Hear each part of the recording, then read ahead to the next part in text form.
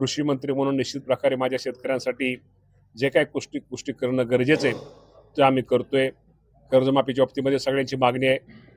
या बाबतीमध्ये सुद्धा परदेशी साहेबांच्या एक अधिकारी त्यांच्या अध्यक्षतेखाली कमिटी केलेली आहे आणि त्या कमिटीचा अहवाल साधारणतः एप्रिल महिन्याच्या पहिल्या आठवड्यामध्ये आम्ही तो त्यांना त्यांना गाईडलाईन दिलेली आहे आणि एप्रिल महिन्याच्या पहिल्या आठवड्यात अहवाल आल्यानंतर साधारणतः 30 जूनपूर्वी माझ्या शेतकऱ्यांची सुद्धा कर्जमाफी घेण्याचा निर्णय राज्याचे मुख्यमंत्री, दोन्ही उपमुख्यमंत्री यांच्या सहकार्य घेण्याचा प्रयत्न आम्ही करतोय.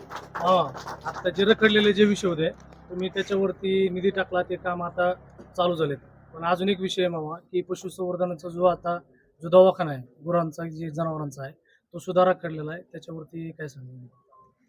या बाबतीमध्ये आता तुम्ही मला सांगता, मी माहिती घेऊन सांगतो. टेंडर झालेले, टेंडर झालेलं आहे, काम चालू होईल. काम चालू मामा होईल. बिगवडला निधी टाकायला उशीर झालाय का?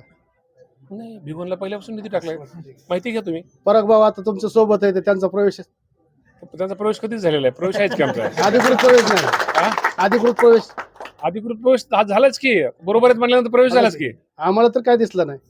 तुम्हाला दिसला नाही पण मला दिसला ना. मामा सध्या आता प्रदीप दादा भाजपमध्ये प्रवेश करतात, काय याबद्दल काय सांगतात? या बाबतीमध्ये ते सगळे, मी खूप छोटा नेता आहे, ते सगळे मोठे नेते आहेत. त्यामुळे मोठ्या नेत्याबद्दल मी बोलणं बरोबर नाही.